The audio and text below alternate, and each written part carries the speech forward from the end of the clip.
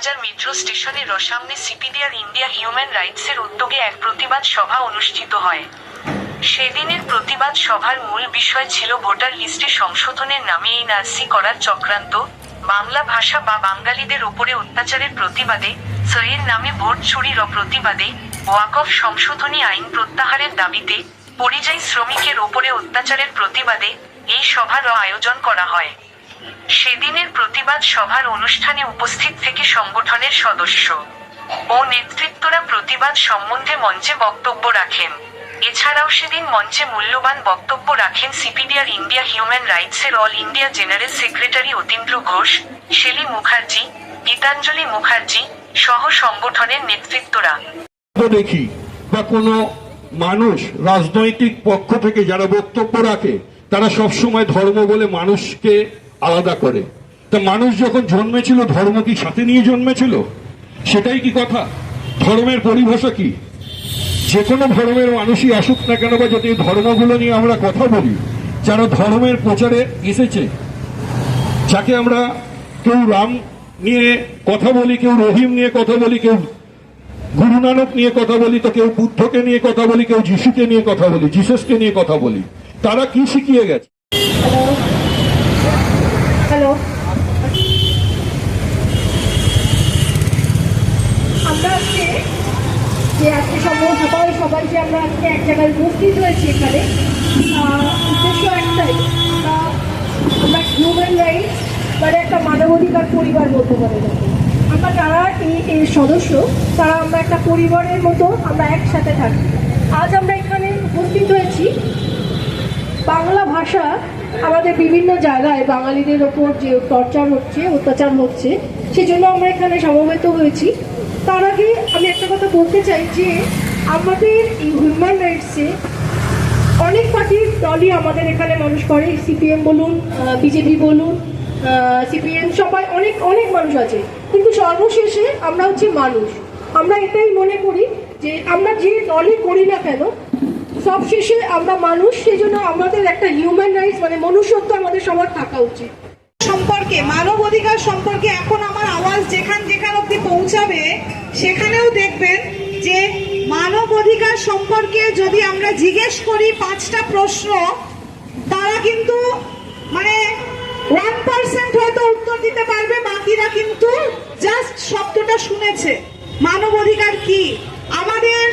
আমাদের অর্গানাইজেশনের কাজ হলো সোশ্যাল অ্যাওয়ারনেস ক্যাম্পেইন কন্ডাক্ট করা। আমরা আশপাশে রাজনৈতিক হোক, সামাজিক হোক, যে ধরনের কিছু সমস্যা দেখতে পেলে মানুষকে সচেতন করা আমাদের কাজ। আমরা সবকিছু মানি না, কারণ আমরা হিউম্যান রাইটস থেকে এসেছি।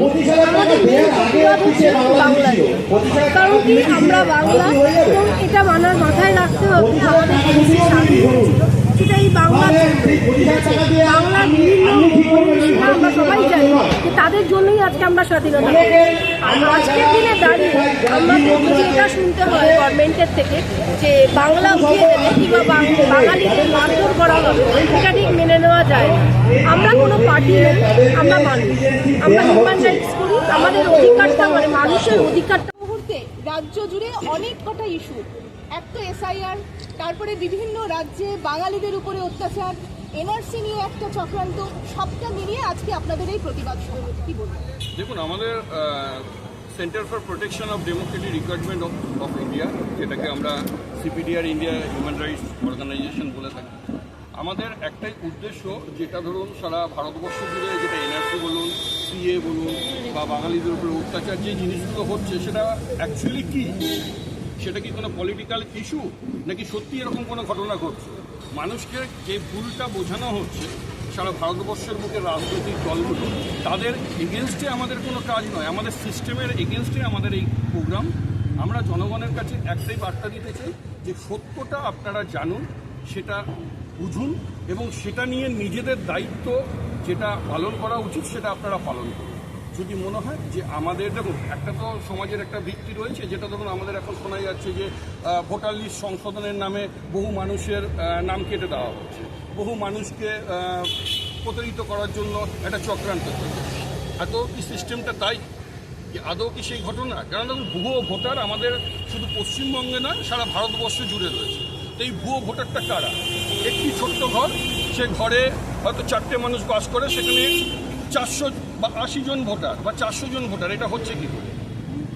এটা মানুষকে জানতে হবে। এবং ধরুন যারা মারা গেছে এবং কারো মা মারা গেছেন, কারো বাবা, কারোর স্বামী বা কারোর স্ত্রী, কারো আত্মীয় পরিষদ, এবং তারা তখন জানতে পারে যে তারা বেঁচে আছে। কখন তারা বেঁচে আছে? না, তারা যখন ভোট আসে আমাদের, সে লোকসভা ইলেকশন হোক, বিধানসভা ইলেকশন হোক, বা আমাদের মিউনিসিপ্যালিটি ইলেকশন হোক, বা পঞ্চায়েত ইলেকশন হোক, বা কর্পোরেশন ইলেকশন হোক, এই 5 বছর অন্তর অন্তর তাদেরকে দেখা যায়। তারা কারা? তারা কি সেই আত্মীয় পরিজন যারা মারা গেছে, তারা স্বর্গ থেকে বা চিতা থেকে বা তারা কি কবর থেকে উঠে এসে ভোট দিচ্ছে, নাকি এরা ভুয়ো ভোটার? তাদের নামটা কেন থাকবে? তাদের নামটা কাটাবে। আমাদের উদ্দেশ্যটা হচ্ছে জনগণকে সচেতন করা, যেটা সংবিধান আমাদেরকে ফ্রিডম অফ স্পিচ দিয়েছে, যে আমাদের বাক স্বাধীনতা আছে, আমরা জনগণকে সেটা জানাতে পারি, যে আমাদের যে রাইটগুলো আছে সেই রাইটগুলোকে জানানো, সেটা নিয়েই আজকে আমাদের এই পথসভা। এবং আমরা জনগণের উদ্দেশ্যে একটাই জিনিস বার্তা দেবো, যে মানুষ যেন সঠিক উদ্দেশ্যটা জানে এবং যেন ভুল পথে চালিত না হয়। কেন বেশ কিছু রাজনৈতিক দলরা তাদের মতো করে ইস্যু তৈরি করে মানুষকে ভুল বোঝাচ্ছে। আমরা চাই না মানুষ সেই ভুল রাস্তায় পা দিতে। আর যেটা সবথেকে বড় উচিত আমাদের ভারতবর্ষের মধ্যে, যেটা আমাদের এডুকেশন।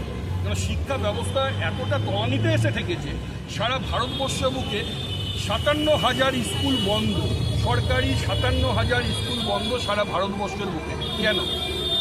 শুধু প্রাইভেট স্কুলগুলো গড়ে উঠছে, আর যে স্কুলগুলো শিক্ষা প্রতিষ্ঠান গরিব মানুষ যেখানে পড়বে, সেই শিক্ষা প্রতিষ্ঠানগুলোকে বন্ধ করে দিচ্ছে। কারণ কি? জাতির মেরুদণ্ড হচ্ছে শিক্ষা। সেই শিক্ষাকে ভেঙে দেওয়ার চক্রান্ত সমগ্র রাজনৈতিক দল মিলে এই প্রচেষ্টাই চালিয়ে যাচ্ছে। কারণ কি? যদি কোনো সময় মনে হতো যে কোনো একটি মানুষ এসছে, কারণ বাবা সাহেব আম্বেদকর একটা জিনিস বলেছিল, তোমার পায়ে চটি না থাকুক, হাতে যেন বই থাকে। কারণ কি? চটি তোমাকে বেশ কিছু দূর চলতে শেখাবে, কিন্তু এই বই কিন্তু তোমার জীবন পরিদর্শন করতে শেখাবে, যে তোমার জীবন ধারণটা কী তৈরি হতে পারে। সেই জায়গা থেকে তিনি এটাও বলেছিলেন, যে সরকারই আসুক না কেন আপনাকে ফ্রিতে অনেক কিছু দেবে, যেটা দেবে না সেটা হচ্ছে শিক্ষা। কারণ কি? শিক্ষা জাতির মেরুদণ্ড। সেই শিক্ষা ব্যবস্থাটাকে যদি ভেঙে দেওয়া হয়, তাহলে এই পরিকাঠামো ভেঙে যাবে। এই পরিকাঠামো যদি ভেঙে যায়, তাহলে মানুষ জানবে না কোনটা ন্যায় কোনটা অন্যায়। তো মানুষ তো অন্যায়ের পথে চালিত হবে, আর সেটাই হচ্ছে। শুধু পশ্চিমবঙ্গ বলে না, সারা ভারতবর্ষ বলে একই জিনিসই হচ্ছে। আজকে আপনারা নিজেরাই দেখুন না, যে ধরুন আজকে আমরা যেই জায়গাগুলোকে দেখছি, যে আজকে আমরা যে প্রতিনিধিকে ধরুন নিয়ে আসছি, যে পার্টিকেই ভালোবাসুন না কেন, একটা জিনিস জনগণের উদ্দেশ্যে বলছি, জনগণকে এটা জানতে হবে, আমরা যে পার্টিকেই ভালোবাসি না কেন, আমরা যাকেই ভোট দেবো, সে উপযুক্ত ব্যক্তি যেন উপযুক্ত হয়, সে যেন কোনো মদ্যমাতাল না হয়, চরিত্রহীন না হয়, চোর গুন্ডা না হয়, বা জেল খাটা কোনো আসামি না হয়। তারাই তো ভোটের টিকিট পাচ্ছে। সে যে কোনো পার্টি থেকেই আসুক না কেন, পয়সা দিয়ে সে টিকিট নিচ্ছে, এবং সেকেই আপনারা কোনো পার্টিকে, কোনো ব্যক্তিকে ভালোবাসেন, কোনো সিম্বলকে ভালোবাসেন বলে তাকে ভোট দিচ্ছেন। তো জনপ্রতিনিধি যদি সঠিক না হয়, তো আপনি পরিষেবাটা পাবেন কী করে? সেই পরিষেবাটা আপনাদের পাওয়ার সেই যোগ্যতার জায়গাটাই আমরা হারাচ্ছি বলেই দেখুন আজকে যারা আমাদের রাজ্যে যারা নেতা মন্ত্রীরা হয়ে আছে, তাদের মুখের ভাষাটা কি? তারা প্রকাশ্যে গালাগালি করছে। তারা আজকে পুলিশ প্রশাসনের যিনি সিপি, তাকেও পর্যন্ত গালাগালি করছে। তা সেটা তো দোষ তো তাদের নয়, দোষ তো আমাদের জনগণের। আমরা যদি অযোগ্য ব্যক্তিকে নিয়ে এসে আমাদেরই মাথার ওপরে বসাই, তাহলে আমরা সিস্টেমের কাছে কি আশা করব? সিস্টেম আমাদের হয়ে কাজ করবে? কখনোই করতে পারবে না। কারণ কি? সিস্টেমের ওপরে আমরা তাদের মাথার উপরে একটা অযোগ্য ব্যক্তিকে বসিয়ে রেখেছি, তারাই তো চালিত করবে। একটা জিনিস বুঝতে হবে, আপনি কোনো জায়গায় চাকরি করেন, আপনি বসের কাছে চাকরি করছেন, সে বস আপনাকে যা বলবে তাই শুনতে হবে। তাহলে কোন জায়গায় চাকরি করছেন, কোন বসের কাছে আছেন, সেটাকে আপনাকে ভেবে নিতে হবে। তো সেই ক্ষেত্রেই আপনাদের জনগণের কাছে আমাদের বিনীত অনুরোধ, আপনারা ভোট দেওয়ার আগে 10 বার করে ভাববেন যে আপনারা কাকে ভোট দিচ্ছেন। যদি কোনো নির্দল কোনো প্রার্থী হয়ে থাকে, সে প্রার্থী অ্যাডভোকেট হতে পারে, সে প্রার্থী কোনো এক্স পুলিশ অফিসার হতে পারে, সে প্রার্থী হয়তো আপনার শিক্ষক হতে পারে, সমাজকর্মী হতে পারে। আমরা তাকে না ভোট দিয়ে আমরা অযোগ্য ব্যক্তিকে ভোট দিই, কেন কি? আমরা এই পার্টিকে ভালোবাসি। সেটা হলে তো সিস্টেমের কাছে আপনি কী করে আশা করেন যে সিস্টেম আপনার হয়ে কাজ করবে? আমরা সবসময় কোনো কিছু হলে পুলিশ প্রশাসনকে দোষারোপ করি, এটা আমাদের সবথেকে ভুল ধারণা। পুলিশ প্রশাসনের হাতে কিছু তো করার থাকে না। যদি আমরা সেই প্রশাসনের ওপরে যদি কোনো আধিকারিককে বসিয়ে রাখি, সে যদি অযুক্ত মানুষ হয় বা যুক্তিহীন মানুষ হয়, সে মানুষকে তাদেরকে চালিত করলে তারা কী করবে? সেই জন্য সঠিক মানুষ বা সঠিক প্রার্থী আপনাদেরকে মনোনীত করতে হবে, যাতে আপনারা আমাদের সংবিধানকে বাঁচানো যায়। আমাদের সংবিধানের যে রাইটগুলো আছে সেই রাইটগুলো জানা যায়, আমাদের যে মৌলিক অধিকারগুলো আছে অন্ন, বস্ত্র, শিক্ষা, স্বাস্থ্য, বাসস্থান, সেইগুলো যেন সঠিকভাবে আমরা পেতে পারি। আমাদের গণতান্ত্রিক অধিকার, যে অধিকার আমাদের সংবিধান দিয়েছে, সেই অধিকারের তুলনায় যেন আমরা আমাদের ভোট যেন আমরা নিজেরাই গিয়ে নিজেদের ভোট কেন্দ্রে গিয়ে যেন ভোট দিতে পারি। আমার ভোট যেন অন্য কেউ না দিয়ে যায়, বা আমাদের যিনি মারা গেছেন তার ভোটও যেন কেউ না দেয়। এই যে অনৈতিকভাবে আমাদের এই ক্রিয়াকলাপটা ভারতবর্ষের বুকে চলছে, এটা রাজনৈতিক মহলে, সেই জিনিসটার এই হচ্ছে প্রতিবাদ, যে প্রতিবাদ আমরা আনতে চলেছি এই মঞ্চের মাধ্যমে। নমস্কার ঘোষ, আমি এই সংগঠনের ফাউন্ডার এবং অল ইন্ডিয়া জেনারেল সেক্রেটারি। আজকে শ্যামবাজার 5 টাকা মোট পৌরসভা শুরু হলো। মানুষকে ভুল বোঝানো, যে কোনো মানুষ, যে কোনো পার্টি, কোনো রকম ভুল বোঝানো, আর আমরা হলাম সবচেয়ে বোকা যে আমরা ভুল বুঝি। হিউম্যান রাইটস কাজ করছে, মানুষের অধিকার নিয়ে দীর্ঘদিন ধরে কাজ করে চলেছে। অসাধারণ একজন মানুষ। প্রথম কথা, তিনি মনের দিক থেকে শুধু নয়, তিনি কাজের দিক থেকেও, দুর্গা বলুন, কালী বলুন, যেটাই আপনারা ওনাকে বলুন না কেন, উনি সেই নারী, যে নারী কিন্তু শুধু রাখতে জানে না, কোমর বেঁধে মানুষের জন্য লড়াই করতে জানে। সেটা কিন্তু সাউথ 24 পরগনা প্রান্ত থেকে প্রান্ত কি করে না দিচ্ছে এক ডাকে। তুমি আমাদের সংগঠন নেত্রী, মাননীয়। অনুষ্ঠানটা হচ্ছে কি বার্তা দেবে এই সবাইকে নমস্কার, বড়দের প্রণাম, যে আমাদের এইখানে ডাকার জন্য, যে আমাদেরকে একটা সম্মান ইজ্জত এখানে দিচ্ছে, যে আজকে যে প্রতিবাদ সভাটা যে ডেকেছে আমাদের মানবতা কমিশনার যে অনিন্দ্যদা মহাশয় মশাই, যে আমাদের যে এখন পশ্চিমবঙ্গে যেটা শুরু হতে চলেছে সাধারণ মানুষদেরকে নিয়ে, এই প্রতিবাদে তখন মানুষ আমাদেরকেও এগিয়ে আসতে হবে, এই অন্যায়ের প্রতিবাদ করতে হবে, এবং আমাদেরও নিজেদের লড়াই, আমাদের মতো মানুষদের জন্য আমাদের নিজেদেরকে লড়াই করতে হবে, যে আমরাও যেন সমাজে একটা জায়গা পাই, আমাদের যে ইজ্জত আছে সেই সম্মানটা আমরা যেন পাই। এটাই আমরা চাই, যে পশ্চিমবঙ্গে যে ইজ্জতটা আমাদের চলছে সেই ইজ্জতটা যেন আমরা পেতে পারি।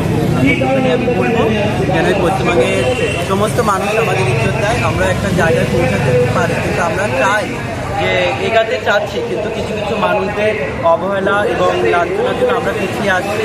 কিন্তু আমরা জানি আজ না হলেও কাল আমরা একটা সম্মান পাবো। ये आने वाले समय में लोगों को आपस में बांटने के लिए और आपस में लोगों को लड़ाने के लिए षड्यंत्र बनाया जा रहा है, क्योंकि जो भी लोग हिंदुस्तान में रहते हैं उनका भी आधार कार्ड है, वो लोगों को वोट देने का अधिकार है। मैं यही बोलूँगा कि हिंदुस्तान की सभ्यता को बनाए रखें और किसी भी तरीके से हिंदुस्तान में दंगा फसाद ना फैले, इसके लिए इसको शांति से लोगों को समझना होगा और सरकार के विरुद्ध जो है खड़ा होकर इस चीज को समाधान legality and potential social impact. The immigrants expulsion from Assam Act of 1950. Thank you. ব্যাপারে কি সরকার কোনো প্রস্তুতি নিচ্ছে? देखिए, सरकार जब से बनी है तब से सरकार ने तो अलग अलग तरीके से हर चीज़ को चेंज करने की कोशिश की। सरकार का बस चले तो संविधान को ही चेंज करे। सरकार ने जिस तरीके से हर चीज़ का परिवर्तन किया, जब देश आज़ाद हुआ था तो भीमराव बाबा साहब अम्बेडकर ने संविधान बनाया था। ये लोग संविधान को बदलने की कोशिश कर रहे हैं। संविधान बदलने से देश का विनाश होगा। संविधान नहीं बदलना चाहिए, क्योंकि हर लोग अपने अपने धर्म को अपने अपने तरीके से जीते हैं। लेकिन जब से ये सरकार आई है पूरे तरीके से यही कोशिश कर रही है कि धर्मों को लड़ाया जाए। ऐसे सरकार को किस तरीके से कार्य करना चाहिए, इनका बुद्धि विवेक दे भगवान, इनको सुविधा दे, ताकि लोगों के बीच में जो मतभेद पैदा हो ना हो। আমাদের চ্যানেলটিকে প্রচুর পরিমাণে সাবস্ক্রাইব ও শেয়ার করুন।